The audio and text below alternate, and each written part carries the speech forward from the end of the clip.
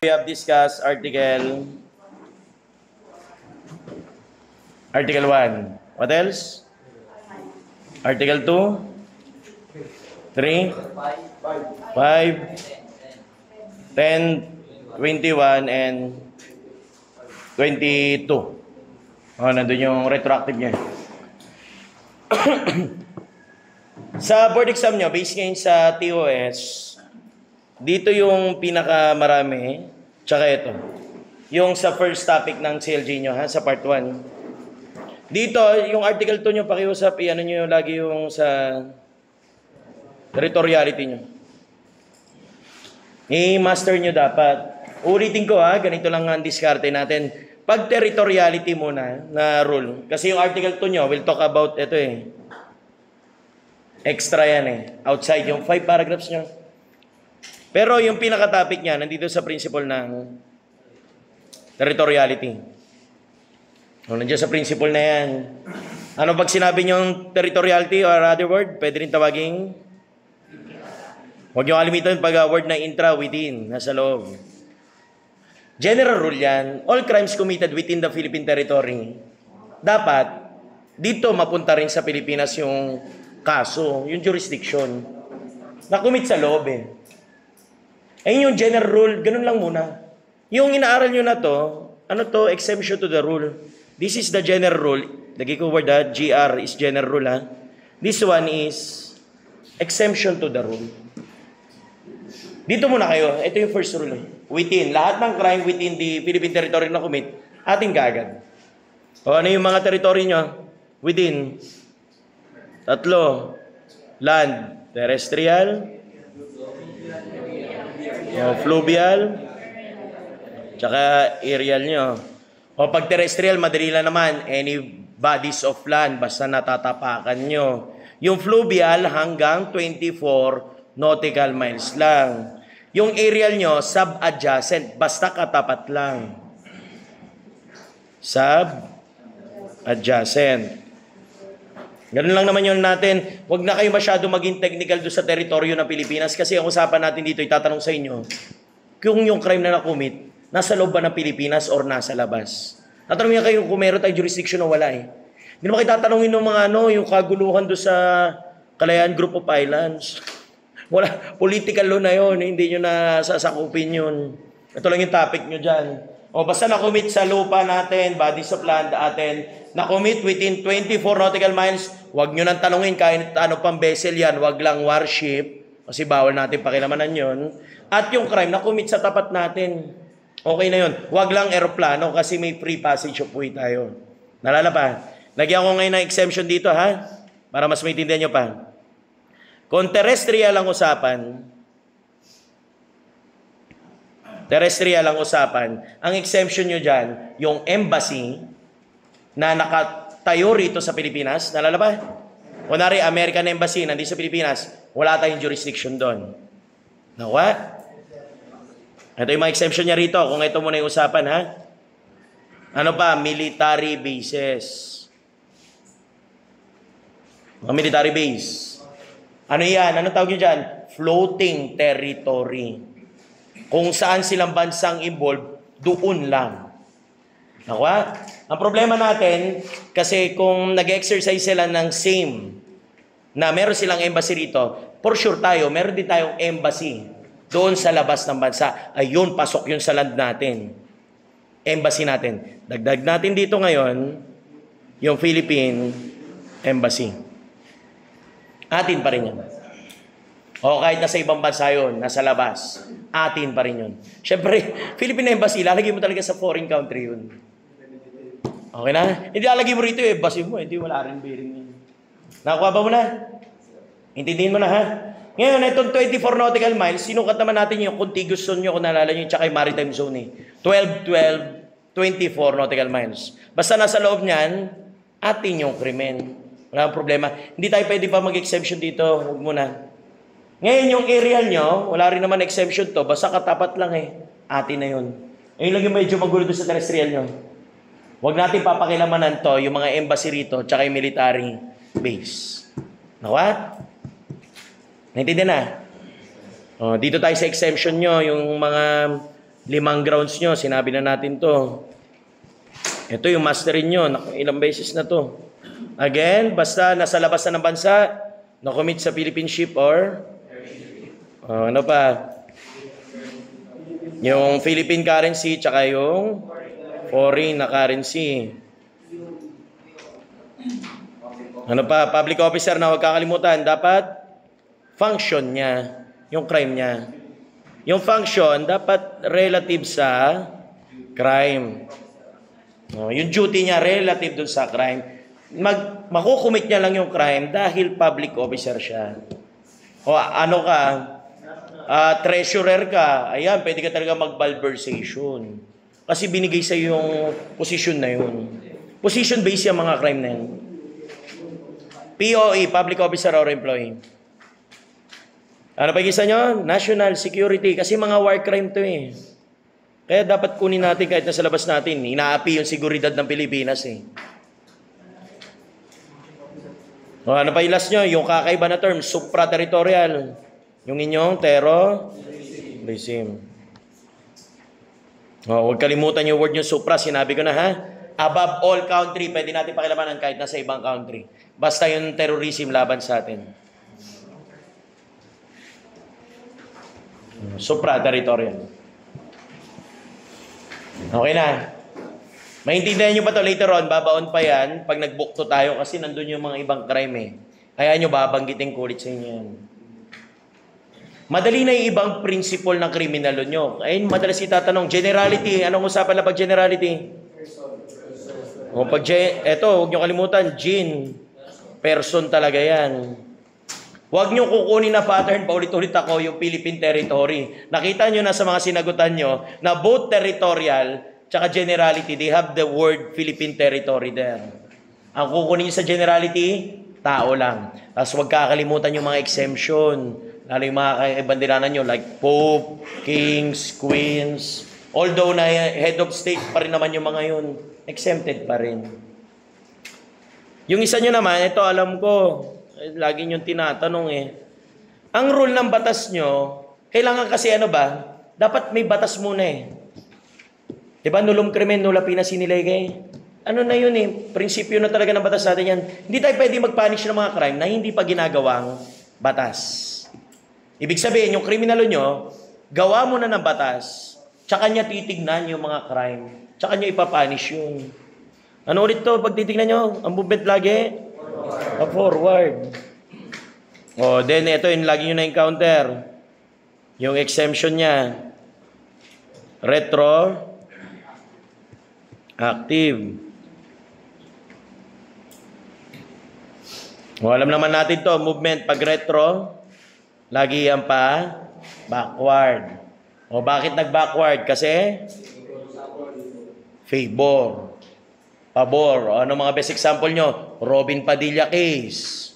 Diba? Mayroong bagong batas, yung 8294, inimed yung PD 1866 niya, na dati ang penalty niya doon sa PD 1866, mas mataas. Binaba nung 8294, less than 6 years na. Nag-retroactive effect sa kanya yung batas. Umaga nakalaya si Robin, pabor sa kanya yung bagong batas eh. Exemption siya ni, exemption siya ni prospective nyo. Kasi ang batas nyo, pa-forward lang. Bawal tayo mag-backward. Pero may exemption to rule kung pabor sa kanya. Then another one, wag kalimutan, exemption to the exemption. Pag habitual delinquent tsaka, yung batas ayaw i-apply. No application or made inapplicable. Inapplicable yung new law. Angat konti ha. New law is inapplicable. Inapplicable. O, yan lang muna ha. Tingnan mo na. Para hindi malito. Yung ex post facto nyo, totoo naman talaga nakakalito rin. Ano yung ex post facto nyo ngayon? The same. Dapat pa-backward din yung movement niya. Hanapin nyo lang, nag-backward siya. Bawal kasing ganyan yung batas. Tapos hindi naman pabor. O not in favor of the accused. Ex post facto na kagad yun, automatically. Baliktarin nyo lang yung case ni Robin Padilla. Kung yung 8294, inamid yung 1866, itinaas yung penalty, tapos in-apply kay Robin, ay bawal yun. That is an ex post facto law. Ano pa yung kay Nuesca nyo? Kunwari, in-approve yung death penalty ngayon, buhay pa si Nuesca, tapos di-death penalty siya nung kinumit niya yung crime, hindi rin pwede yun. Ex post facto pa rin yun. Hindi tayo pwede mag-backward, ano lang, pa-forward lang. Kung gusto nyo mag-backward, dapat pabor. Eh kung hindi pabor, ex post facto yun. Nakakuha na. Mahirap siya, intindihin nyo. Kasi pag tinignan nyo lang, nag-enteng kabisote ka, hindi ka uubra. Eh paano kung binago-bago yung grammar dun? Tapos naka-senaryo. Eh di wala na yung minemorize mo. Nakakuha na? Tapos ang kapatid nito sa constitution nyo, etong isa. Magkasama kasi yung dalawa sa provision ng consti nyo. Both of them are limitation ng lawmaking body. Bawal gumawa yung legislative branch ng mga batas na ex post facto tsaka bill of attainder. Limitation ng legislative branch nyo. Bawal gumawa ng batas na ganito. Bawal sila mag-enact sa legislative branch nyo ng dalawa. Bawal ang ex post facto, bawal din ang bill of attainder. Anong reason nyo para hindi lang kayo malito? Pag ex post facto nyo, tsaka itong retroactive, makinig kayo maigi ha? Itatopic nyo lang to if you will encounter a new law and an old law. Doon lang lumalabas yung term nyo na yan. Meron new law, tsaka merong old law. Doon lang kayo nagre-retro tsaka ex post facto. Ibig sabihin nyo, bagong batas, pwede bang i-apply doon sa mga lumang batas kasi ay yung unang define ng mga crime. Pag pabor yung application, nag-retroactive yun, yung new law. Kung yung new law, hindi pabor, nakakagawa lang ng legislative branch, ex post facto yung pinagbabawal yun. Hindi pwede silang gumawa ng mga batas sa yamin nila na malulugi yung dating mga kriminal. Ex post facto yun. Kunwari, homicide, punishable na reclusion temporal ngayon. Inamend nila yung revised penal code, ginawa reclusion perpetua. That is an ex post facto law. Unconstitutional yun. I-repeal yung batas na yun. Bawal yun. Nakuha niya? Batas lang yung pinag-uusapan dyan. Pag ito naman bill of attainder nyo, kasi limitation din ng lawmaking body, hindi kasi sila pwede gumawa ng batas na ganito eh. Inaagaw yung kapangyarihan kasi nino. Pag-uusapan bill of attainder, nandun kayo kay judiciary nyo. Inagawan na kapangyarihan yung ating mga korte. Eh alam nyo yan, matindi ang separation of the powers of government. Hindi pwede magsakupan yung tatlong branches nyo. Bawal sa executive, kunin nyo kapangyarihan legislative. Naalala nyo yung may mahabang tanong na ganon? Diba? The legislative can only enact. They cannot apply. They cannot implement. Naalala? The judiciary can only apply or interpret. They cannot enact. They cannot implement or enforce the law. Naalala ganon? The executive branch can only implement. They cannot apply. They cannot enact or make laws. Naalala yung mga pinag-araman nyo? Yung may doon kayo una nahilo. Untrue, yung may ganon. The statement is, kung naalala nyo. Okay. Judiciary usapan dito, ibig sabihin, talking about lahat ng ganito lang. Due process of law. Kasi hindi tayo pwedeng magkulong kagad ng tao na hindi man lang dumaan sa proseso. Naalala niyo yung lawyer na huli doon sa NCAP na sinabi ko? Diba? Pagdating niya doon sa pag-renew niya, may penalty na lang agad, hindi niya man lang alam yung kinaso sa kanya. Nagalit siya, doon napatigil yung NCAP niyo. Kawawa eh. Local lawyer, magaling yung lawyer rin. 27,000 yata yung fine niya. Yan, gawa siya ng pleadings niya, rumekta siya ng Supreme Court. Kasi pag question of law, unconstitutional declare niya. Rekta na Supreme Court yun. Ayun, ginawa ng Supreme Court, tini-RO yung NCAP. Tini-RO yun, hindi gumagana hanggang ngayon yun. Dapat muna. Pero inaaral pa wala pang decision sa Supreme Court yun. Ganun na siya pag tinitingnan nyo. Characteristic ng criminal law, master nyo yan. Hindi pwedeng hindi mawala sa exam yan. Okay na tayo dyan? Clear na ha? Nag-recall lang tayo. Alam ko, lang naman yung medyo mahirap intindihin. Okay na ha? Punta na tayo sa sunod nating aral. Ano na tayo? Bill of attainder. Bill of attainder, nag-agawan ng kapangyarihan yung legislative at judiciary. Inagawan ni legislative si judiciary na kapangyarihan.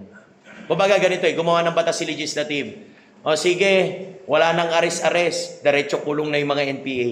Bill of attainder yun. Inagaw niya yung kapangyarihan ng paglilitis kay judiciary.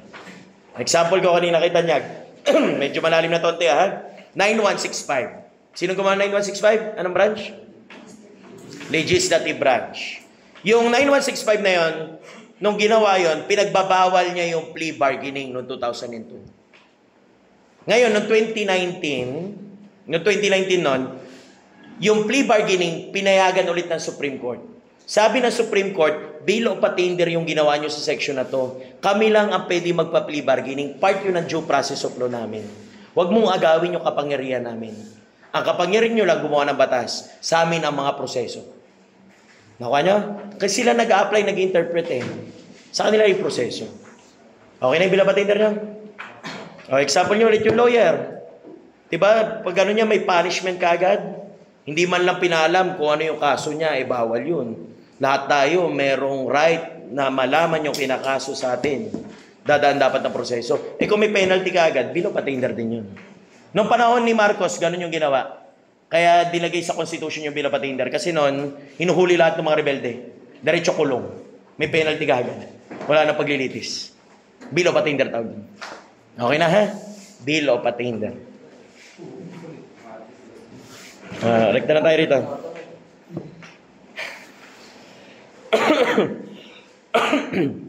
Kahapon, we already talk about Article 3. We already know the concept of the crime, felony, and offense. Doon sa mga previous topic nyo. Ano ba? Kasi Article 3 is talking about only this one. Felonies, or what you call as delitos. May other term pa kayo. Ingatan nyo, mga intentional felony. Mamaya, ibibiyak-biyak naman natin Pero ang tawag talaga dyan is this one. Diyan naman sa caudal nyo yan. Espanyol yan, delitos nyo. Delitos. Basta nakakita kayo ng delito, crime din yun. Okay lang yan. Delito is crime sa ano rin. Sa English. Delito. Ngayon, alam natin, pag nag-aaral tayo ng felony, kasi kinoconsider natin ito sa criminology as also this one alam naman natin, this is a general term lang. Siyempre, hindi na kayo ngayon, hindi naman na kayo layman ngayon nag-crime kayo Alam niyo na pinagkaiba-iba ng mga acts or omission na pinapunish ng batas. Alam niyo na mostly pag revised penal code talaga, felony. Pag galing na SPL, offenses. Pag galing na mga ordinances, alam niyo na, infraction or misdemeanors. Ayun yung tinatawag natin So, other term natin, ito may counter nyo rin. Pero wala namang problema to. Ano lang naman kasi to, definition lang to Infraction or misdemeanor. Yun yung mga term natin. Ito will be for special penal laws, and this one is for ordinances. Misdemeanors.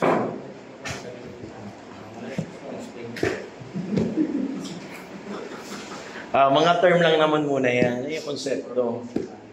Pero tayo, iikot lang tayo muna doon sa felony. Felony lang muna. Okay na yan. Tsaka na yung offense, dinana naman natin di kahapon yun. Term nyo muna. Sinabi ko na sa inyo paano pag tinanong kayong an act or omission punishable by law? Felony muna kayo kasi nasa CLJ kayo. Next time na ma-welcome natin tong word na crime. Pag nandun na kayo sa criminology area nyo. Kasi iba yung konsepto natin doon. Anong mindset dapat pag nag-aral mo na kayo CLJ? Utak, muna kayo rito, lawyer. Mag-lawyer muna kayo. Ito yung madalas ko sinasabi, pag crime dapat tayo Johnny Sins. Kilala nyo girls? Ang pinakamasipag na tao sa buong mundo. I-google nyo na lang Som Som, kilala mo si Johnny Sins? Idol nung mga lalaki yun. Ano yun? Nagsundalo, naging doktor, lawyer, astronaut tubero, police. Kompleto niya. Search na lang Som Google mo na lang. Makikita mo, dami niya profession doon. Doktor, lawyer, pari pa nga. Di ba nagpari rin yan? Masipag na tao sa buong mundo. Dapat ganun din kayo. Pag nagsasagot kayo sa board exam kasi mahirap yan eh. Bigyan ko kayo ng senaryo para maintindihan nyo. May ganito na kasi tinanong dati. There was a gifted police officer. May third eye. Tangina, tanong sa board exam yun. May third eye. Manghuhula ba? Unang hula niya, may mangyari daw robbery, nangyari. Hula niya, may masusunog na lugar. Nasunog talaga. Tapos pangatlong hula niya, meron daw bahay na naglalaman ng Yamashita treasure. Tapos you are the police officer in that station. And as a criminologist, what you should do? Dalawang option lang bibigay sa inyo. Yung unang option doon, nilagay doon, conduct surveillance. Tapos yung B doon, apply for search warrant. O kung nasa CLJ ka ngayon, utak ka ng lawyer, isasagot mo, SW talaga. Hindi ka naman pwede mag-search ng walang SW. Kung pulis-pulisan utak mo, magsusurveillance ka nun. Hindi naman sa CDA tinanong yun. Sa CLJ tinanong. Kita nyo, may kanya-kanyang approach yun. Ayun yung masakit sa crime. Pag nag-criminology kayo dun, dapat mga philosopher kayo, scientist, halo-halo, sociologist, psychologist. Pag nag-leya kayo, dapat utak kayong general na mayroong business na security agency. Yun yung inaral doon eh. General kayo, hindi pwedeng patrolman utak mo doon eh. Sino ba nagpaplano? General naman eh. O pag nagano kayo, CDI, ayun, welcome. Dapat investigador ka at the same time. Medyo lawyer-lawyeran kasi attorney Gabaw rin nandun eh. Nagtatanong. O pag FS, putang labasan lahat ng talent yung scientist talaga. Doktor ka na medicine doon, halo-halo. Hindi na malaman yung inaaral nyo. O pag CA pa, maganda preso ka. O di kaya, warrant ka. Pag preso ka, malalaman mo yung therapeutic modalities eh. Di ba, Jude? Alam mo, dadaanan mo yung phases eh. Ayun yung dyan. Iba-iba yung mindset ayusin natin. Kailangan yung i-adapt ka agad ngayon. Kasi kung nagre-review kayo, mahihirapan tayo pagka ganun yung way ng thinking. Clear tayo lahat Kasi tagal na pinagtatalunan yun Naka-remission yung iba pa rin nakita ko sa TikTok. Crime pa rin sila. May explanation. Pag nasa CLJ ka, ganito dapat. Pag nandoon sa criminology, welcome yun. Yun yung kulang. Si Sir Buenyo, ayun, binara siya ng lawyer doon. Sa TikTok niya na yun. Sinabihan siya, anong accommission, you define it as a crime? That is a felony. It was written under Article 3 of the RPC. Buti si Sir Buenyo, humble, willing magpa-correct. Ay, sorry po, ayun. Tinake down niya yung video niya. Tapos nagawa siya na paribago na ganito para daw yung approach. Ganun dapat pag nag-aaral. Ay, humility pa rin. At hindi. O, tignan nyo. Ganun sana. Yung iba pinaninindigan yung mahirap. Okay na tayo, ha? Balik tayo rito sa aral natin. Ngayon, kasi lulundag tayo. Pag nag-aral na tayo ng Article 3, we already studied this one, ha? Yung what is very important here, na sa felony tayo, yung dalawang klase kaagad. Ano mo na ulit yun? Intentional, I'll make it simple mo na. Intentional, tsaka? Yung dalawang klase felony ninyo, nasa felony na tayo. Intentional, tsaka culpable felony. Dalawa lang naman yan.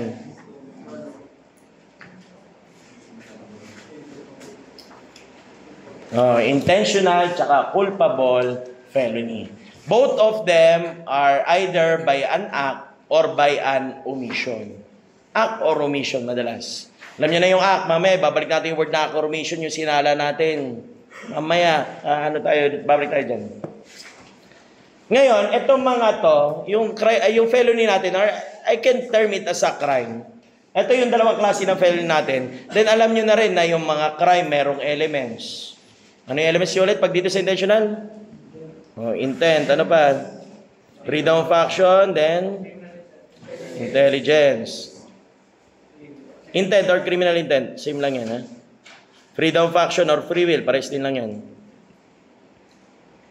Alam niyo naman, kunento ko na sa nating inadapt to, dun sa mga school of thoughts natin. Dito, papalitan nyo lang, pag culpable, palitan nyo lang ng imprudence, negligence, lack of foresight, and lack of skill. Kung memorize yung caudal, okay na rin yun. Ganun yung mangyayari dyan. Then, ipasok nyo lang itong dalawa. Same lang sila ng mga elements. Now, kasi may inaaral tayo yung anatomy of crime. Sinabi ko nung nakaraan yung anatomy of crime, different yon. or parts ng crime. Iba rin yun, ha? Meron kayong anatomy. Iba rin po yung parts ng mga crime. Iba itong dalawa. Makinig mo na maigi. Yung anatomy nyo kasi, aaralin nyo to pag pumasok na kayo ng criminology area. Nandun yung tinatawag yung triad of crime. That's also anatomy of crime. Ipapasok ko na para hindi na kayo malito. The triad or triangle of crime, or tinatawag nyo mismo rin na anatomy of crime. Pang-criminology to na area. Kasi the very purpose ba't natin inaaral tong triad of crime is to prevent crimes. Ulitin ko, ha? Ang purpose ng pag-aaral nitong triad, triangle, or anatomy of crime is to prevent crimes. Ayan yung purpose niyan. Kasi magkakaroon lang daw ng crime pag may tatlong elemento. Yung intent daw or motive, desire or opportunity, tsaka capability or instrumentation. Naalala niyo ba ito? Basic to. First year nyo ito inaral. That was 4 years ago nung inaral nyo. Ayan yung tatlong natin. Elemento na anatomy ng crime or triangle of crime. Sige lang. Ayan, intent or motive, capability, instrumentation, desire, opportunity. Ngayon, kung titignan nyo, malilito yung crime kasi pag hindi nyo masegregate yung aral nyo, may ganito tinatanong, is motive an element of the crime? O, paano pag tinanong ko yung ganito?